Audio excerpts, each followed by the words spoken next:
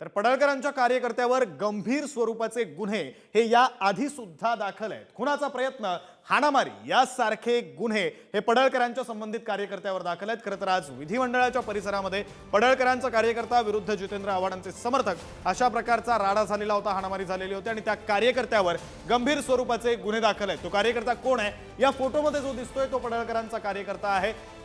गोपीचंद पडळकर यांच्या पाठीमागून तो कार्यकर्ता चालत येताना दिसतोय। पडळकरांसोबत सदाभाऊ खोत सुद्धा दिसतायत आणि याच कार्यकर्त्यानं आज विधिमंडळामध्ये मारहाण केलेली आहे। मारहाण कोणाला केली आहे? तर जितेंद्र आव्हाडांचा कार्यकर्ता देशमुख, नितीन देशमुख यांना मारहाण करण्यात आलेली आहे। त्या मारहाणीची दृश्य सुद्धा आपण पाहतोय। तर या कार्यकर्त्यावर आधीपासून गंभीर स्वरूपाचे गुन्हे दाखल आहेत। खुनाचा प्रयत्न, हाणामारी यासारखे गुन्हे दाखल आहेत। तर मागे त्याला स्थानबद्ध सुद्धा करण्यात आलेलं होतं। अनेक गुन्हे त्याच्यावर दाखल आहेत, त्यामध्ये खुनाचा प्रयत्न, हाणामारी यासारख्या गुन्ह्यांचा समावेश आहे। आणि याच कार्यकर्त्यानं आज जितेंद्र आव्हाडांचे कार्यकर्ते नितीन देशमुख यांना विधिमंडळामध्येच मारहाण केली।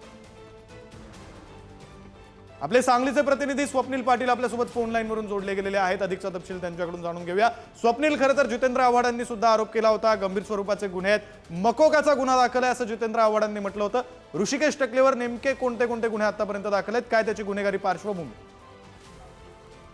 नक्कीच विक्रांत, ऋषिकेश याच्यावरती अनेक गंभीर स्वरूपाचे गुन्हे सांगलीमध्ये दाखल आहेत। त्याचं पूर्ण नाव ऋषिकेश उर्फ सर्जेराव बबन टकले असे त्याचे नाव आहे। तो मूळचा सांगली जिल्ह्यातील पलूस तालुक्यातील माळवाडी येथे राहणार आहे। त्याच्यावरती यापूर्वी देखील गंभीर स्वरूपाचे गुन्हे सांगलीमध्ये दाखल आहेत। यामध्ये खुनाचा प्रयत्न, सरकारी कामात अडथळा आणणे, गर्दी जमवून मारामारी करणे, विनयभंग आणि अपहरण यासारखे गंभीर स्वरूपाचे गुन्हे यापूर्वी त्यावर दाखल झाले आहेत। तसेच त्याच्यावरती 2016 ते 17 या 1 वर्षासाठी एमपीडी अंतर्गत स्थानबद्धची कारवाई देखील करण्यात आली होती।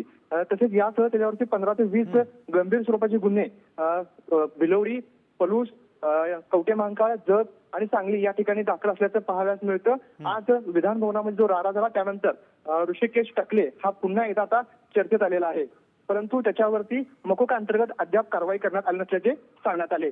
बरं, धन्यवाद स्वप्नील दिलेल्या सगळ्या सविस्तर तपशिलांसाठी।